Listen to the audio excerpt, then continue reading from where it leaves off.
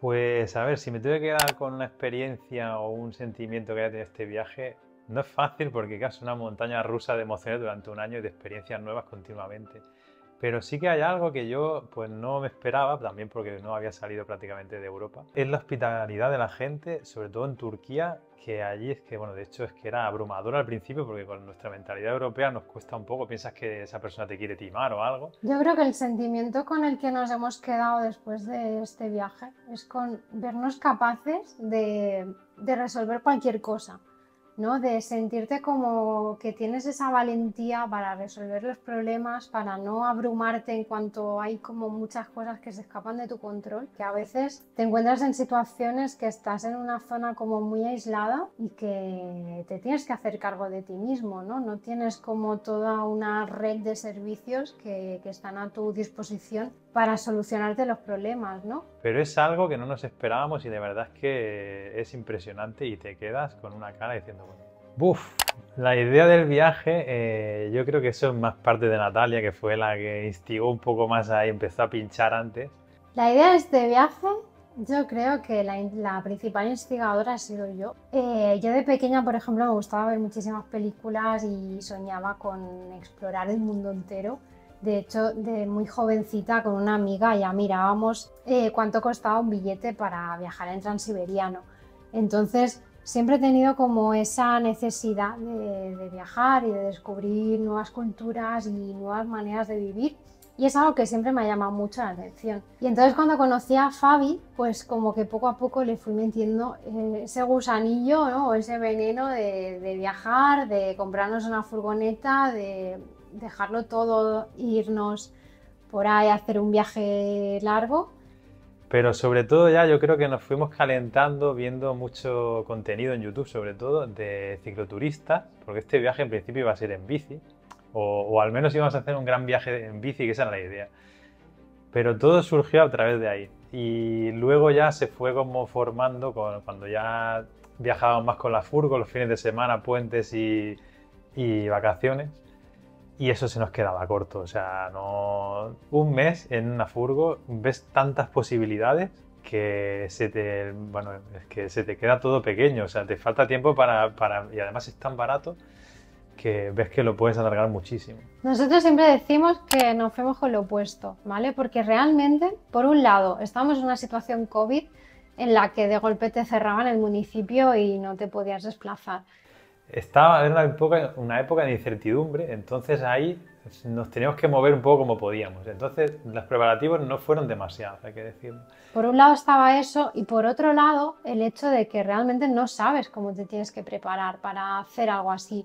Nosotros teníamos pues el vehículo que teníamos y imaginábamos pues que por ejemplo necesitaríamos más autonomía eléctrica y pusimos una placa solar. La experiencia nos dice que tampoco hay que salir como súper preparados, que durante el viaje tú puedes hacer cambios y puedes hacer mejoras y que a veces el propio viaje te va a traer cosas que no esperabas y para las que es imposible que estés preparado. Entonces, tampoco queríamos como obsesionarnos muchísimo con ese tema porque al final durante el viaje, pues por ejemplo, cambiamos las ruedas. Entonces, no pasa nada, no hace falta que salgas con todo lo que necesitas durante el viaje, te puedes ir añadiendo cosas.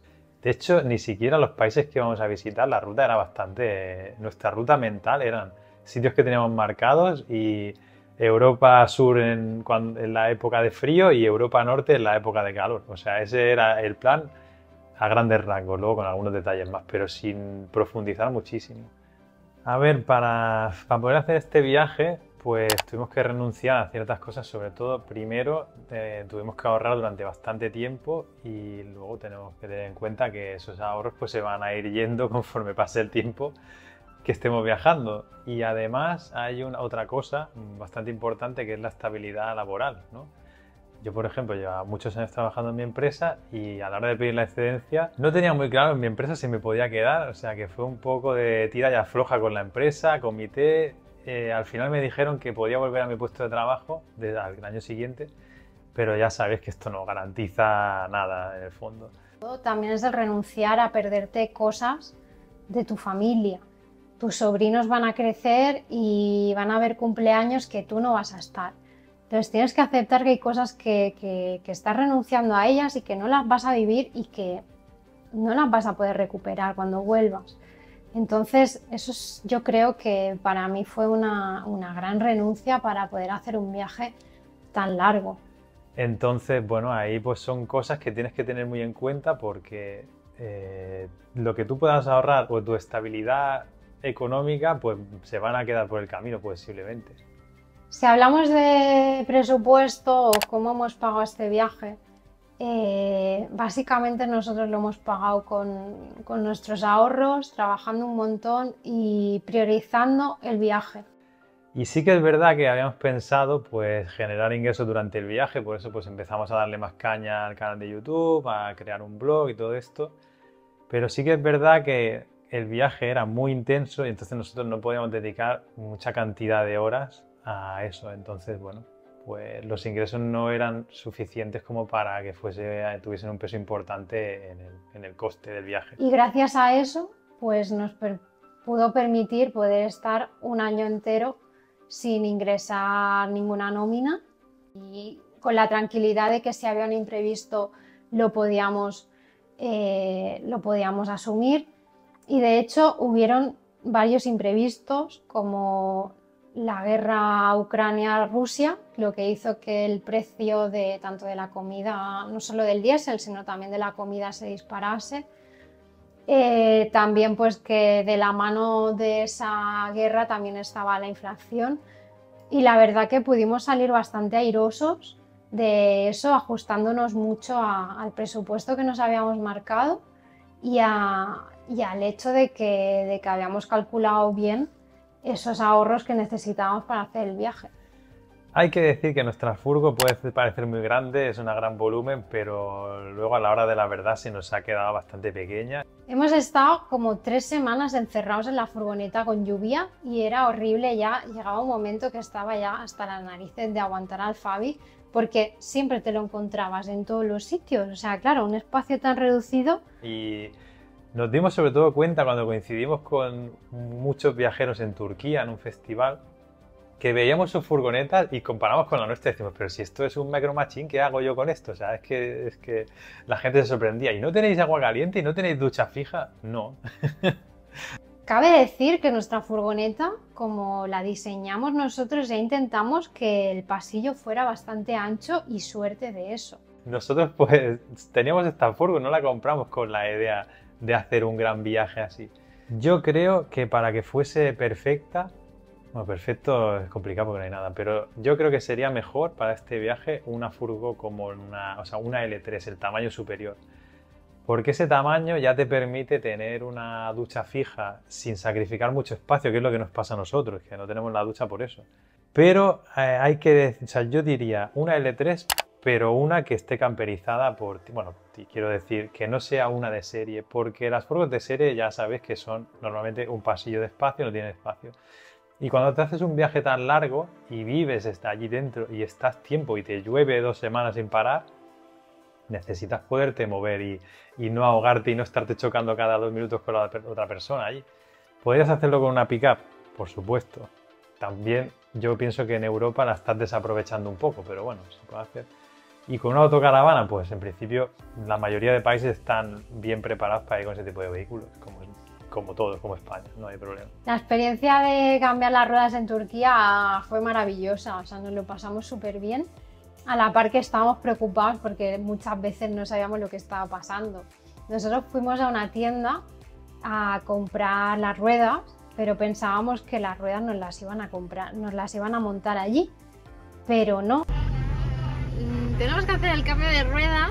Hemos ido a un concesionario, un sitio de venta de ruedas, y por lo que nos dicen tenemos que seguir a este señor que va con nuestras ruedas. Señor, no se vaya. Y nada, nos lleva a otro sitio clandestino a cambiar las ruedas. Esto es Turquía. Pero señor, que pierdo mi rueda, no se me cuele. Era como una persecución un poco estresante porque decías, si pierdo a este señor, pierdo las ruedas y lo pierdo todo, o sea, no sé dónde tengo que ir ahora. Entonces, Llegamos allí, la experiencia fue brutal porque los turcos son personas maravillosas, nos trataron súper bien. De hecho, a día de hoy incluso tenemos contacto con el hombre que nos cambió las ruedas y la verdad que fue una experiencia súper loca, súper bonita. Yo sí tengo que recomendar unos neumáticos. Lo que no recomiendo para nada es ir con los neumáticos de verano, a no ser que hagáis como vosotros, que ya los teníamos claro que los íbamos a cambiar. Y salimos de España con los de verano que estaban a punto de morir y los cambiamos en Turquía, que era un país perfecto porque era mucho más barato. Y de hecho pusimos unos que parecían que no los habían hecho para nosotros, que son los Bantra, los Hankook Bantra, que la verdad yo estuve haciendo un buen estudio de esto y hablando con bastantes personas y estos fueron los ganadores por calidad-precio y de hecho los hemos probado en tierra, en barro, en nieve y la verdad es que se desenvuelven súper bien. Y hay que tener en cuenta que hay muchos países, de hecho ya Francia e Italia, a partir de, no sé si es octubre, bueno, depende de la fecha, a partir de otoño ya empiezan a ser obligatorios llevar neumáticos de 4 estaciones. O sea, no puedes ir con los de verano porque, sobre todo, es que es peligroso. Nosotros teníamos un plan que creíamos que era sin fisuras, que era pues un itinerario que le llamamos itinerario climático. Nuestro itinerario de viaje estaba definido sobre todo por la climatología, o sea, nosotros pensábamos, nuestro viaje empieza en octubre, con lo cual va a ser una época ya a partir de ahí fría. Que era pues básicamente pasar el invierno en el sur de Europa y Turquía y el verano en el norte de Europa, en lo que es la Laponia. El plan comenzó a hacer aguas totalmente cuando entramos en el otoño y estábamos en los Balcanes. Allí comenzó a llover. Unas lluvias torrenciales, unos temporales que, o sea, yo le decía a Fabi, o sea, ¿cómo puede llover tanto? Fue una barbaridad, una torta en la cara, yo creo, porque no lo esperábamos para nada.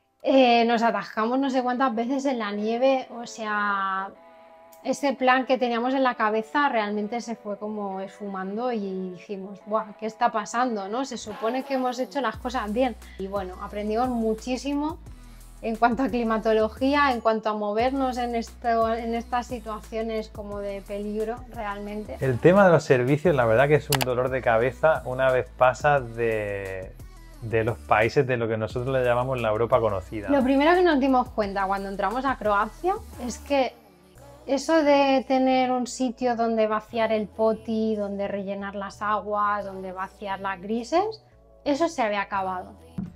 Estamos en un parking, ahí hay un edificio abandonado que ahora no se ve y Fabi está aquí y está tirando el poti en una alcantarilla porque es imposible vaciar el poti en ningún sitio. Por suerte nosotros no utilizamos químicos y bueno, te sientes tan mal. Te tienes que buscar la vida, o sea, es un problema bastante gordo y una cosa que nos hubiese solucionado la vida es un váter seco como el que tenemos ahora. Eso la verdad es que es algo en que no se suele pensar, porque aquí en Europa estamos muy acomodados en esos temas, pero cuando sales de ahí, y el tema gas es horrible, o sea, a partir de Croacia igual, o sea, horrible. Eso inicialmente no éramos conscientes, pero sí que, bueno, pues veíamos, pues en este país la cosa parece que no hay muchos servicios.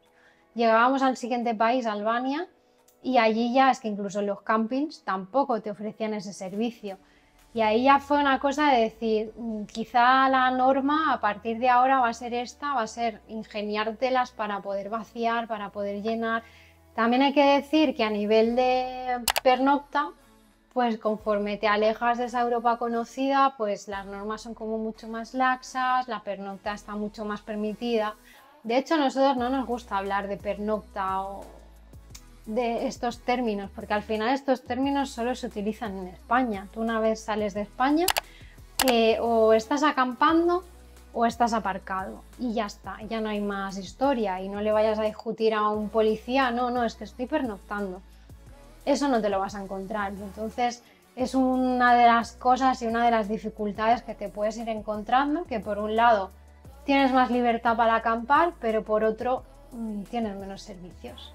Y después, hablando de Turquía, por ejemplo, Turquía para eso es un paraíso, porque además es un país donde la gente local, sobre todo los domingos, ellos aprovechan para hacer acampada sin tienda de campaña, o sea, directamente pues se van allá al campo, hacen una barbacoa.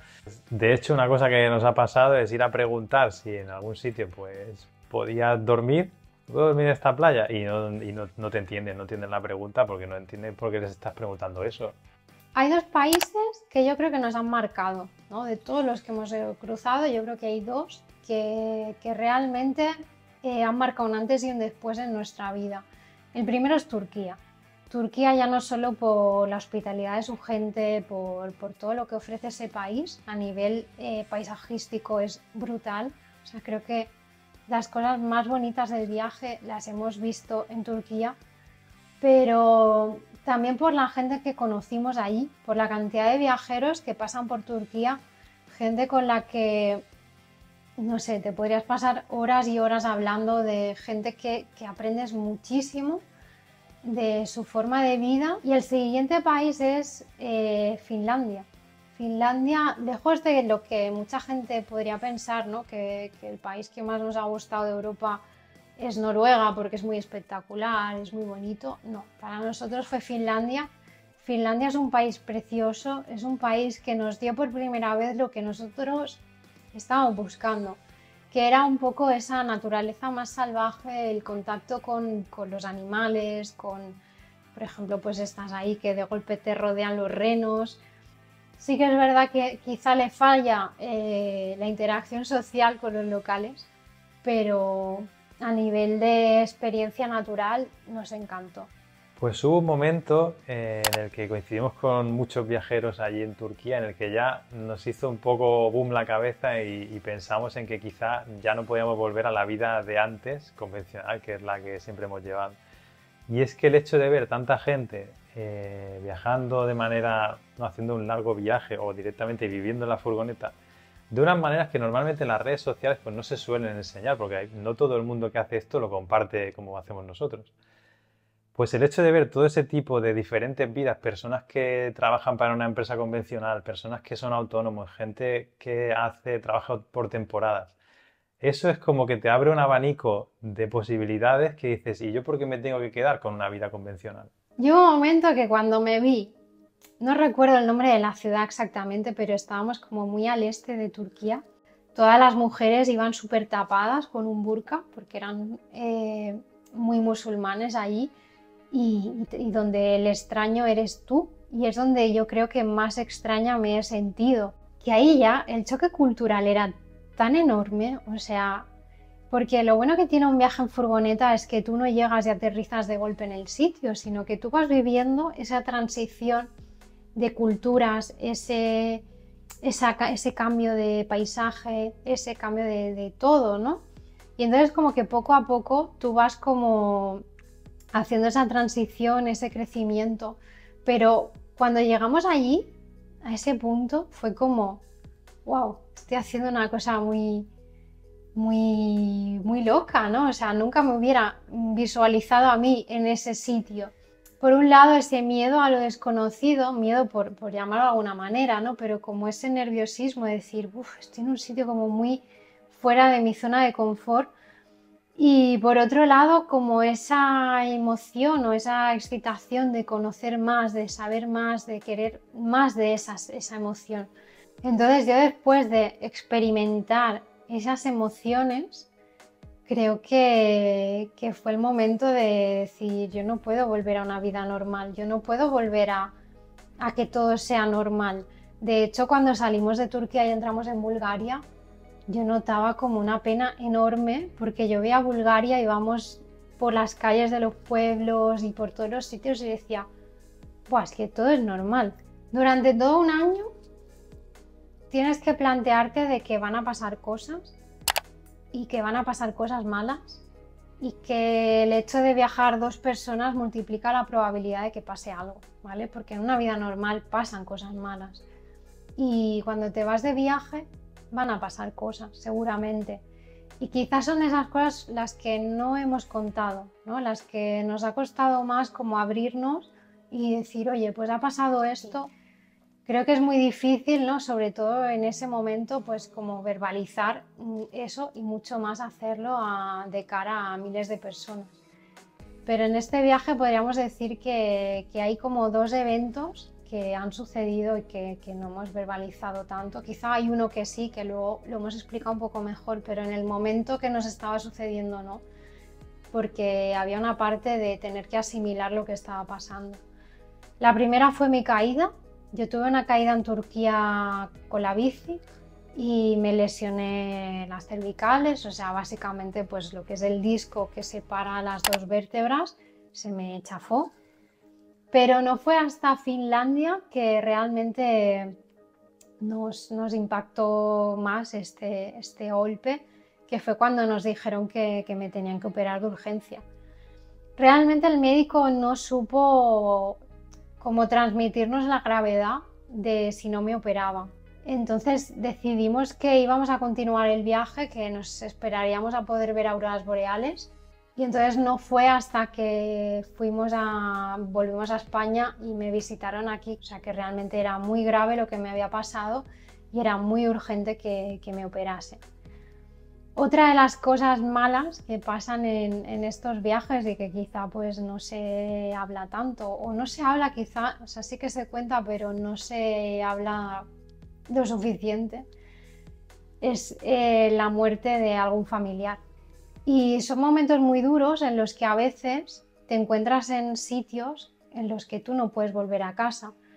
Y ahí ya entra en juego pues asumir eso, hacer un acto de madurez y entender que en ese momento tú no puedes volver y que tienes que gestionar eso y que no eres ni peor hija, ni peor sobrina, ni peor nada por no hacerlo. Sí que es verdad que luego no contamos el motivo, pero cuando yo volví, cuando estábamos en Finlandia, que yo me volví a España durante una semana, realmente volvía para gestionar todas estas emociones con mi familia, porque era algo que yo necesitaba para poder continuar el viaje. La vuelta del viaje fue bastante accidentada, o sea, nuestro objetivo final del viaje era ver las auroras boreales. Entonces, como yo tenía una cita médica justamente a la vuelta, pues teníamos como una fecha en la que teníamos que volver.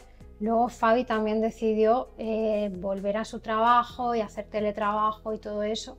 Entonces era como que ya teníamos una fecha en el calendario que teníamos que volver. Pero por otro lado, queríamos ver las auroras y era como que solo veíamos que se solapaban las fechas y que no nos iba a dar tiempo. Y aquí pues hay que decir que pusimos todo el empeño y la verdad lo conseguimos. Pero bueno, fue hacer eso y tener que volver de forma súbita, corriendo hacia el sur. Y la verdad es que fue bastante horrible porque pasamos de estar en zonas prácticamente deshabitadas, donde la naturaleza es explosiva, con multitud de animales y sitios que son una pasada, a de golpe estar en una gran ciudad con 200.000 habitantes, mucho ruido, muchos vehículos y un entorno en el que para nada nos sentíamos a gusto. Y la verdad que fue muy estresante y yo siempre digo que por suerte cogimos el COVID, o sea, nada más llegar y tuvimos que estar una semana confinados y yo creo que nos vino muy bien porque el hecho de estar confinados hizo que pudiéramos como hacer ese proceso de asimilar lo que estaba pasando y esa vuelta. Al llegar nos marcamos unos objetivos que lo principal era que Natalia se pusiera bien y pudieran restablecer sus cervicales y todo saliese bien, lo cual no era nada fácil. Ese objetivo lo cumplimos con creces, o sea, tuve la suerte de estar en manos de unos médicos maravillosos que hicieron una obra de arte, me salvaron la vida y a día de hoy solo tengo una pequeña cicatriz que apenas se nota y la recuperación está siendo súper buena, o sea que estoy súper contenta, bueno, todos estamos súper contentos después del gran susto que les di a todos. Y por otro lado, lo que también queríamos era pues resolver todas esas carencias que tiene nuestra furgo, que bueno, ya sabéis, no tiene agua caliente, no tiene muchas otras cosas. Así que estamos planteándonos pues mejorar la furgo o cambiarla. Habrá que ver.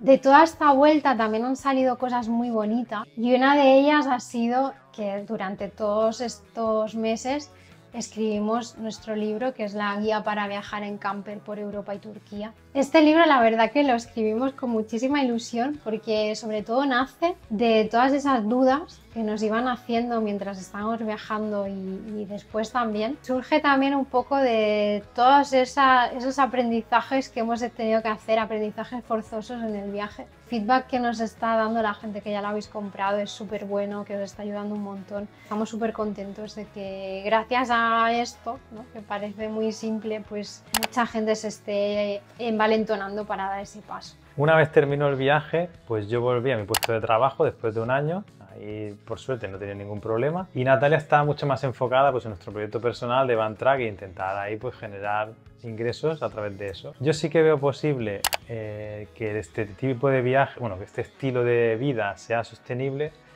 pero no con un viaje tan intenso. O sea, hay que frenar un poco, al menos para nosotros, como nosotros lo vemos, ese ritmo frenético de moverse sin parar, entonces, y tener más ratos de pues ponerte a generar ese contenido o darle forma. Yo siempre digo que nuestro viaje no es sostenible en el tiempo.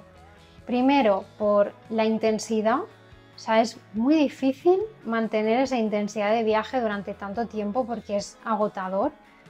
Si tiene un principio y un fin, quizás sí, pero luego además económicamente tampoco puede ser sostenible porque en algún momento te tienes que parar a trabajar, tienes que compaginar un poco, ¿no?, equilibrar un poco la balanza. Cuanto más rápido te mueves, cuanto más países visitas, más vas a gastar. Tenemos muchísimas ideas de destinos, de hecho Marruecos está ahí, lo tenemos como pendiente, y luego ya aquí hay el mundo abierto, o sea... Yo tengo una lista enorme de destinos que quiero hacer, ¿vale? O sea, por ejemplo, pues ir a Islandia, Marruecos... Países del este los tenemos ahí muy en mente, Asia... A Sudamérica, Australia, Alaska, todo, yo creo que cabe todo. O sea, me gustaría ir a todos los sitios. Entonces aquí hay muchas ideas, o sea, solo falta encontrar el momento y cuándo poder hacerlo. Pero siendo realistas, lo que más hemos aprendido este viaje es a planificar un poco menos, a decir, vale, ahora mismo pues yo me tengo que recuperar, tengo que estar bien. Y una vez pase eso, vemos qué hacemos. Hemos visto que la vida en cuestión de segundos te cambia y te cambia todos tus planes, y entonces es mejor que un poco sobre la marcha tú vayas viendo qué puedes hacer. En el momento que nosotros veamos que podemos salir a viajar, pues nos plantearemos, vale, cuánto tiempo podemos hacerlo, qué época del año estamos, qué destinos pueden ser viables, y entonces a partir de ahí tomar esas decisiones. El consejo que yo le daría a alguien que quiera hacer un viaje como el nuestro, principalmente, sobre todo, es intentar tener la mayor libertad económica posible, es decir, que tú no estés atado a tener pues unos préstamos, porque eso te va a hundir económicamente y es lo primero que necesitas, tener una libertad financiera mínima, unos ahorros o llamadlo como queráis. Fabi te va a decir que te hagas un presupuesto, que ahorres dinero y que no sé qué, porque él es como más cuadriculado para esas cosas, pero también tienes que balancear un poco, ¿no? El que tengas esa ilusión de hacerlo también te tiene que mover para que tú encuentres la manera de lograr tu objetivo. El consejo que le daría a una persona que se plantea hacer un viaje así, de la duración que sea, es que lo haga. O sea, si en tu cabeza te ronda la idea de hacer algo así, lo tienes que hacer. De hacerlo, renuncia, por ejemplo, pues a las comodidades, renuncia a gastarte como muchísimo dinero, porque al final, si tú tienes ganas de hacer algo, no te puedes quedar con esa idea de qué pasaría si lo haría, si no. Los problemas los vas solucionando durante el camino, no necesitas una gran inversión para hacer un viaje así. Y realmente pues te puedes ir caminando, haciendo autostop, haciendo bicicleta. Hay muchas maneras de viajar, o sea que a nivel de presupuesto siempre como que lo puedes ir ajustando. Y luego pues haber viajado ya bastante con la furgo, porque tienes que saber que tiene que ser algo que realmente te guste, porque puede gustarte irte de vacaciones o gustarte irte un fin de semana o eso, pero esto no es lo mismo, porque tú aquí ya estás viviendo, estás conviviendo 24 horas con una persona, si te vas con alguien, claro, puedes hacerlo solo, pero ya es algo en el que tú vas a pasar mucho tiempo y mucho tiempo dentro de la furgo, porque estás viajando en épocas que no se suele viajar, entonces eso hay que tenerlo muy en cuenta también. porque si no, pues puedes caer en el acabar harto de estar en una furgoneta, que es pequeño, hay que decirlo, es así. Pero que lo más importante es que no te quedes con eso. Nosotros a la vuelta hay una de las cosas que siempre pensamos y es que nosotros este viaje ya lo hemos hecho, es una cosa que nos encantaría hacer como muchísimas cosas más, pero que ya no nos vamos a quedar con el hecho de no haberlo hecho. Entonces, si está en tu cabeza, lo tienes que hacer.